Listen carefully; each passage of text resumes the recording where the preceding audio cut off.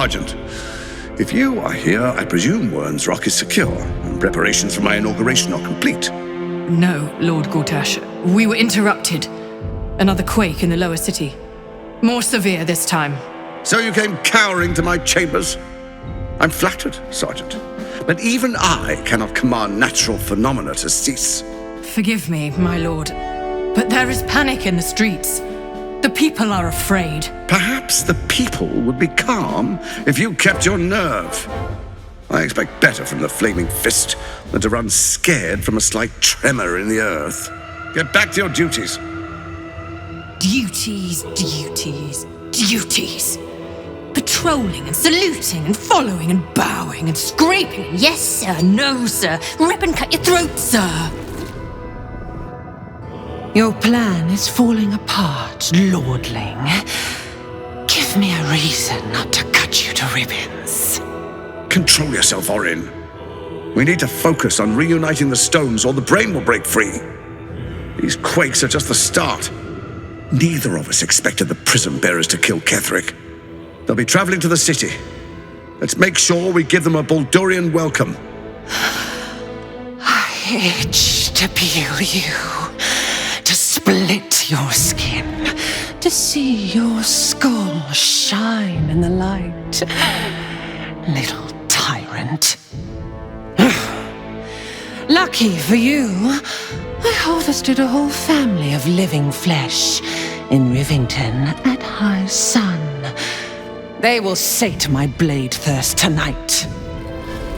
Oh, but tomorrow, and tomorrow, and tomorrow, and tomorrow, my blades will thirst again.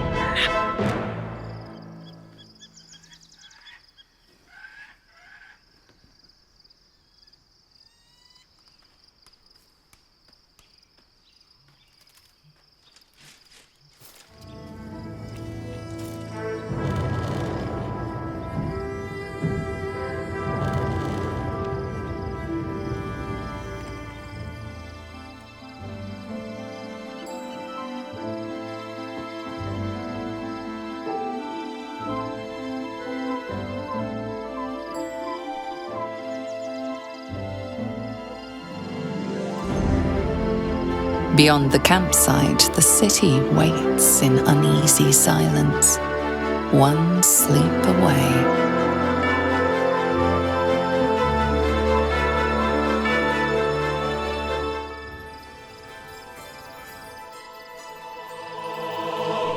The gate is closed, as is Cazador. Cazador and his rite of profane ascension. An imperial soiree, attended by devils and spawn alike. A grand ceremony to honor one exalted vampiric master and elevate him to an unfathomable station. To place him in a position of such esteem, the world will yearn to kneel and offer their necks. It sounds as if you envy him. Of course I envy him. Why wouldn't I? The problem with what Cazador has done is that he did it to me. If the time comes and I can stay one move ahead of him, I'll take his place before his blood can hit the floor. So you'd kill to take that power from him? The others bound to the ritual? What's a handful of the wretch's servants? If they're anything like me when I was enslaved, they're all but begging for death anyway. After 200 years of shit, pure shit! I think I deserve something better. Freedom is not the same as power. All I'm saying is, let's be clever about it. If an opportunity arises for me to become a more magnificent bastard than I already am, why turn it down? Don't get ahead of yourself. We don't even know if it's possible for you to usurp the ritual. We're going to Baldur's Gate, the city of 1 in a million chances, splendor and squalor. Anything could happen. Let's find out more about the ritual before we waltz into Cazador's front door. If we track down my old comrades, the other spawn, we may discover more and be finely positioned for yours truly to ascend. The events of the last days weigh heavily upon you. Sleep's rest is slow to come to one whose mind is so full. The Absolute is not a god, but an elder brain controlled by the chosen of the Dead Three. They mean to use it to take control of the Sword Coast. All who carry the tadpole are governed by the brain, and by extension the chosen. It will take but one order to transform them into an army of mind flayers. This would have been your fate too, were it not for the astral prison and the mysterious visitor inside of it. With her help, you have uncovered the cult for what it really is. A plan of conquest orchestrated by the gods of death themselves. Together, you have the power to thwart the Dead Three. If you follow this path to its end, the Elder Brain will not answer to the Chosen. It will answer to you. Will you liberate them from their parasites and their religious delusions? Or will you use the power you gain for your own purposes? I will free everyone of this evil. You will not have long to wait. All you need to do now is sleep. But sleep is not for you. Hear me. Gather. The reckoning is upon us. The city thirsts for domination. March. Join my power.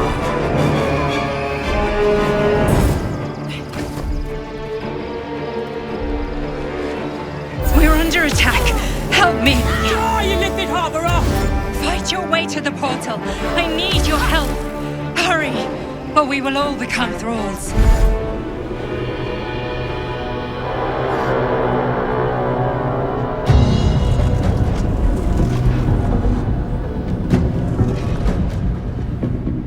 That thing's not going to hold together much longer.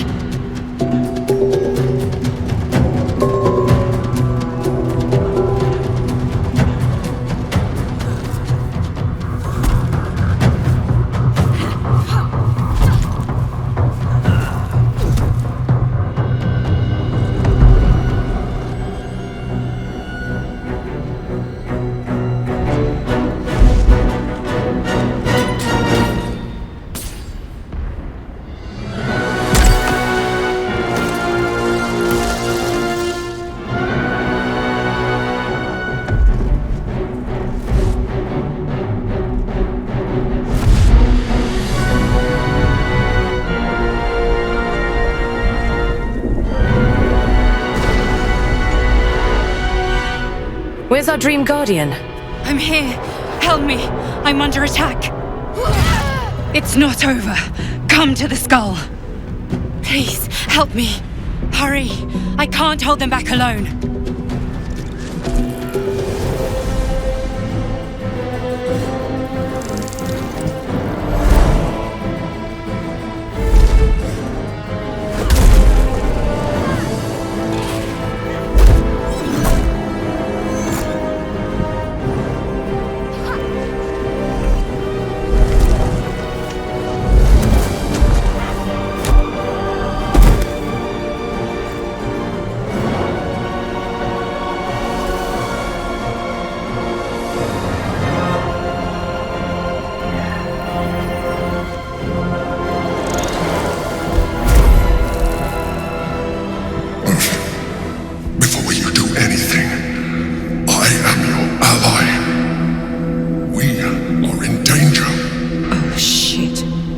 Mind Flayer. The githyanki is the source of our protection against the Absolute. I must subdue him, or everything we've worked towards is lost. Don't let my form deceive you. I am the one that's been protecting you.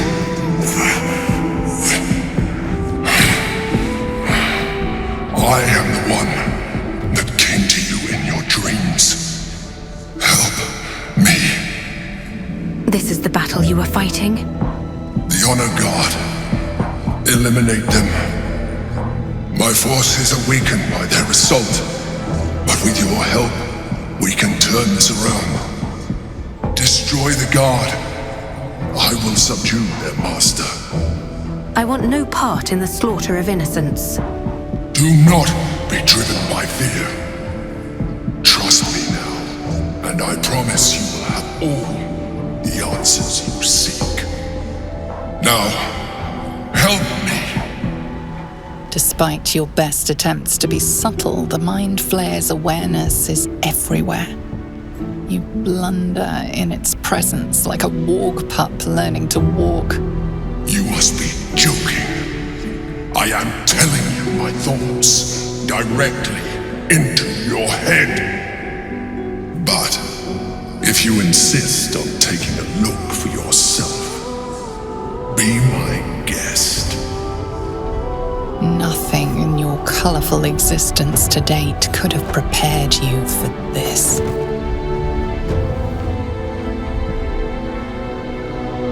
As the horror subsides, you are left with only one coherent thought.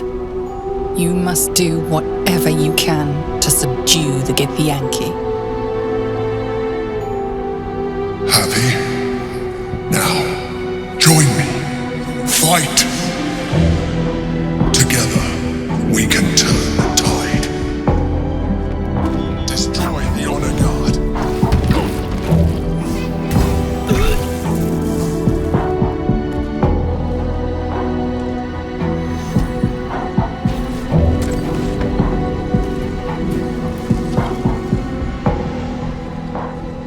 Thank you.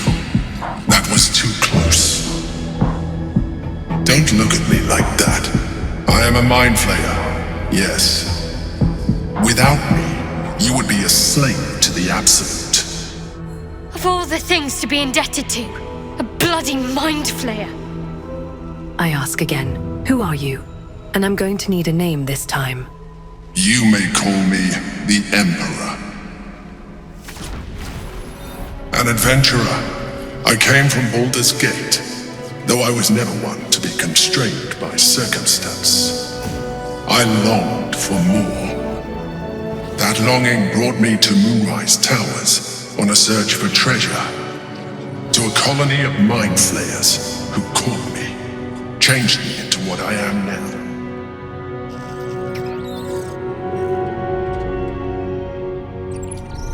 For years, I served the Elder Brain, the one you know as the Absolute. I was a thrall like any other, but I was fortunate. I broke free and started a new life in my old city. I sustained myself on criminals, unglamorous, but there are plenty of them, rarely missed, and they fueled me while I did my work. I had the good fortune to meet Duke Stelmane. We formed a partnership, and through her, I became the governing force behind the Knights of the Shield, the largest mercantile operation in Baldur's Gate. People referred to me as the Emperor. Such was my influence, though of course they had no idea what I really was. My needs were sated. I was happy for a while, until my true nature was discovered by the tyrant himself, Lord Gortash. He tore me from my home and brought me back to the Brain, where I became a slave once again. A slave he continued to call the Emperor. The name was intended as a slight, to remind me of the heights from which I fell. But I have grown fond of it. It encapsulates well who I've become. Lord Gortash was one of the chosen in the colony. Indeed. His hubris knows no bounds. To enslave me, that was his nature. But to enslave an Elder Brain, a questionable decision. I shall look forward to sharing his downfall with you. Did you have to eat criminals' brains? Rather them than potential future allies. like you. How did you end up here? Gortash sent me on a mission to retrieve the astral prism. I was one of many, but the first to find it. How Gortash or the other chosen learned of its existence, I do not know. The moment I found it, I felt it change. My free will returning.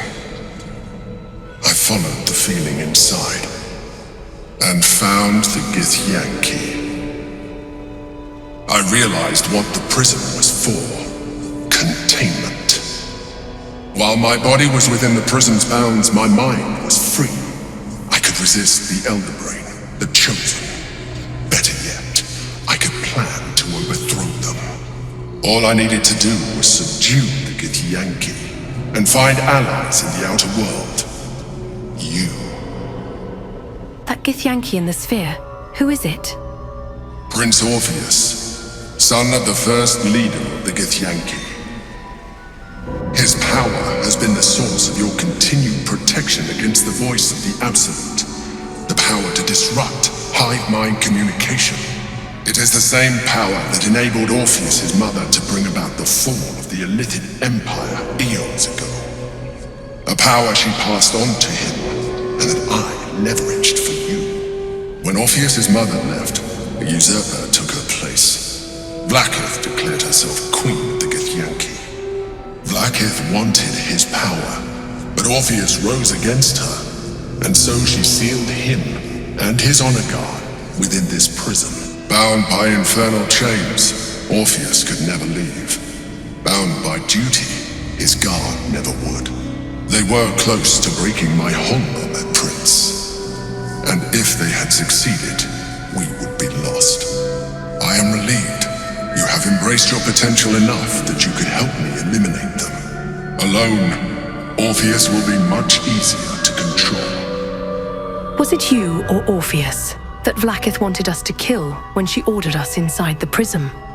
Most certainly Orpheus. He is a threat to her reign. Some githyanki still revere him in defiance of their teachings. Blackith was safe as long as they believed him to be dead. But as you can see, he is very much alive. She kept him this way because she was reluctant to eradicate such power. Power that she might one day wish to take from him. If the githyanki ever find out what she has done, there will be civil war. Blackith will be finished. What happens if we free Orpheus?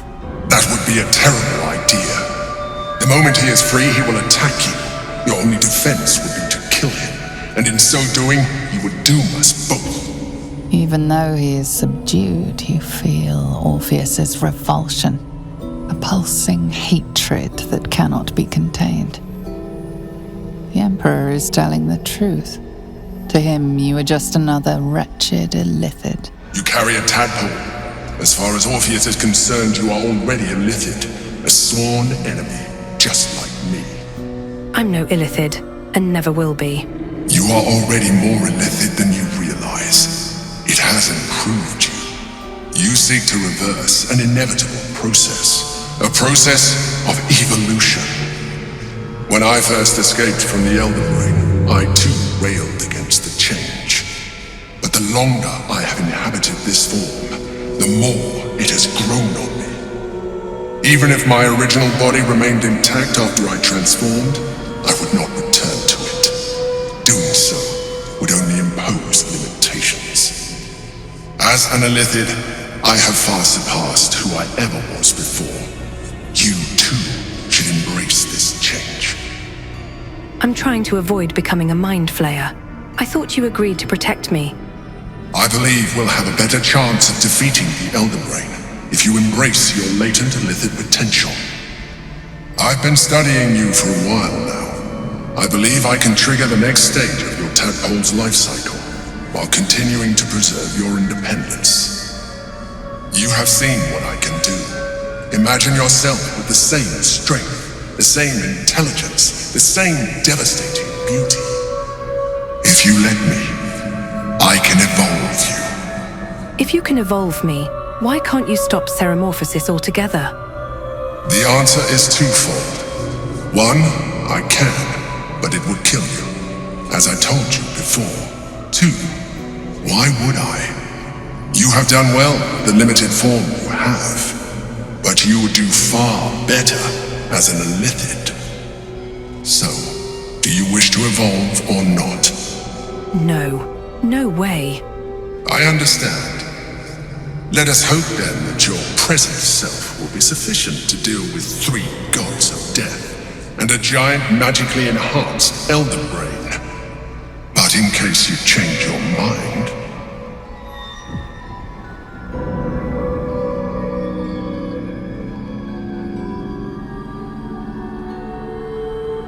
Look after it.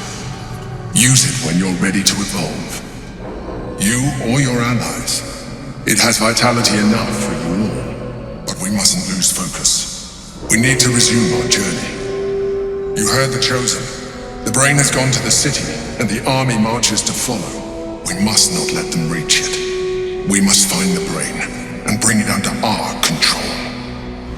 The orb hums with cerebral magic, permeable, but impenetrable. Within it, the Githyanki prince is as silent as a corpse, but for the murmur of his powers being siphoned away. So, there's been a mind flayer inside the artifact or astral prism the whole time we've had it. Sounds like utter madness, even though I've seen it with my own eyes. I really shouldn't be surprised by anything at this stage. Still, the more I learn, the less I understand just why I was sent to retrieve that thing. But it matters little now. I do not serve Shah anymore, nor the Mother Superior. The prism is no longer my mission. Saving my parents is. But I digress. Did you want something? These illithid powers we're developing, what do you make of them?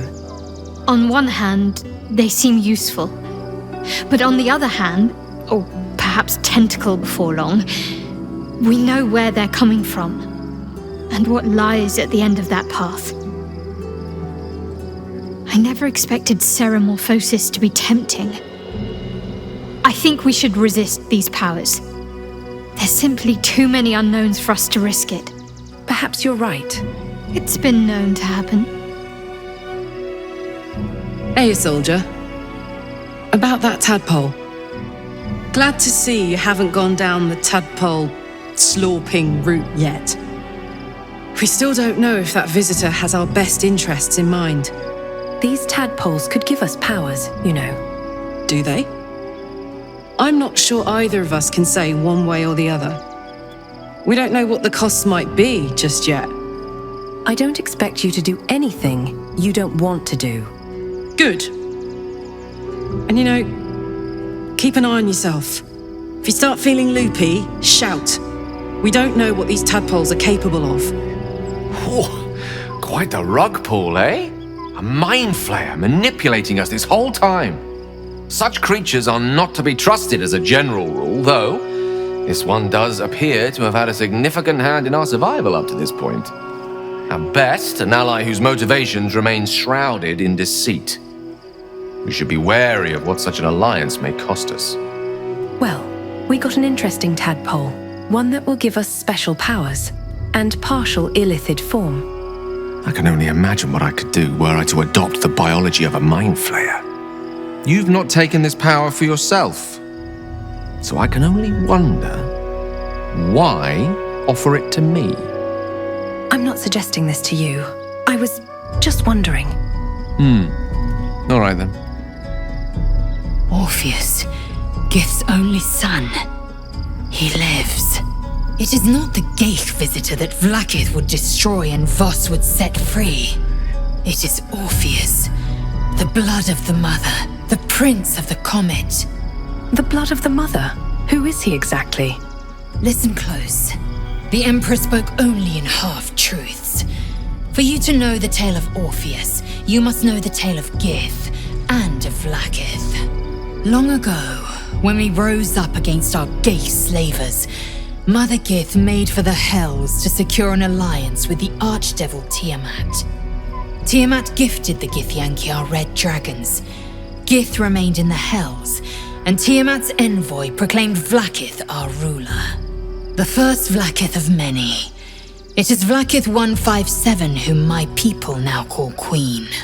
157? That's a lot of Vlaakiths. Yes. Our current queen has claimed undeath and reigned for 1,000 years. But it was the first whom Orpheus tried to slay. Orpheus is Gith's only son. He led his mother's own honor guard in a coup against Vlaakith I. It was Kithrak Voss himself who slayed the prince in vicious battle, or so the Varshas teach us. Yet the Prince of the Comet's been with us, subdued by that repugnant Illithid. Should Orpheus go free, he would tear Vlaakith's empire to pieces and build new glory from the scraps. Then Voss was right. Orpheus is the seed of Vlaakith's demise. The seed and the sower. Every word Voss spoke, he spoke true. Orpheus is the living proof of the Queen's lies, and the living weapon that conquered our Geich slavers. One word from his lips, and the people would doubt. 2 words, and they would rage. 3 words, and they would bow to the true heir. If the Githyanki are to be free, the Prince of the Comet must lead the way. Why is he called the Prince of the Comet? The historical slates describe Orpheus as a fearsome, terrible creature, powerful beyond measure and enthralled by the Geich. So mad with power, he'd smash through the Githyanki Empire and deliver the shards to his Illithid masters. And glowing with such psionic force that he and his red dragon blazed a trail through the skies. A lethal comet careening towards my people. Lies, of course. Vlaakith spread a false image of Orpheus as monstrous betrayer, and her knights as the butchers who sliced him through. She was right to fear him, I'll grant her that. So great is the comet, it could shatter her reign. Why did Vlaakith keep Orpheus alive all those millennia ago? The Emperor may be loathsome, but it's right. Orpheus can disrupt a Geich hive mind. A talent like that makes the prince a powerful shield and a powerful weapon. Why destroy a weapon like that when you can contain it in a relic and keep it for yourself? Why would Vlaakith want Orpheus dead now, if he's so valuable alive? A weapon is only an asset for as long as it isn't pointed at you. The means of Vlaakith's own end has been ripped away from her. Better to have Orpheus killed than to risk his escape. Better to risk the rise of Illithids than let the Prince of the Comet deny her the godhood she craves. Who were the hostile Githyanki in the prism? Orpheus's honor guard, loyal to the end. Trapped by Vlaakith in the same prism holding their noble prince, fruitlessly hacking at the sphere that contains him. They see us as Geich, tadpoled husks in the Emperor's thrall.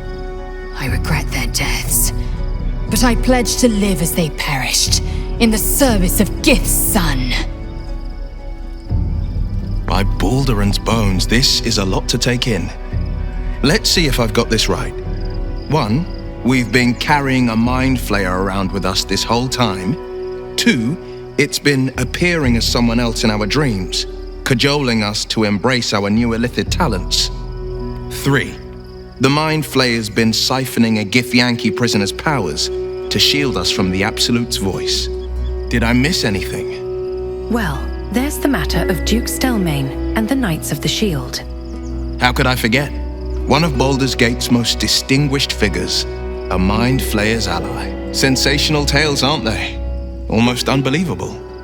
With a narrator so unreliable, how do we tell fact from fiction? I can't pretend I have the answer, but I know the Illithid's right about one thing. It holds our fates in its talons. Until the Absolute falls, there's no getting rid of it. What do you think of the Illithid potential the Dream Visitor spoke of? I think that unknowable powers come with unknowable consequences. I can't say I'm not curious, but once you take an Illithid by the talon, There's no telling how deep into the abyss it might drag you. So, we owe our lack of tentacles to one of the very creatures that kidnapped us. And now it's offering us power if we're willing to evolve. I want to discuss the astral touch tadpole. We both know what it is capable of, but I'm not touching it. Unlike you, to be so unwilling to receive a new power. That was before I knew the cost. Before I knew it meant transforming into some grotesque beast. I remember how it hurt when I turned into a vampire. My body writhed and warped while I was utterly helpless. The grip of death owned my heart as it beat its last. I don't want to turn into anything else. I can't do that again. I can't watch my body be taken over. You're afraid? I'll happily murder my way to whatever powerful artifacts we can make use of. Point at the back, and I'll stab. Just don't ask me to sacrifice my body. It hasn't been mine for so long. You're right. You shouldn't compromise yourself. Thank you. So your confidant was a mind flayer all along. Disquieting, to say the least. I really have a lot to think about. But for now, let's go to town.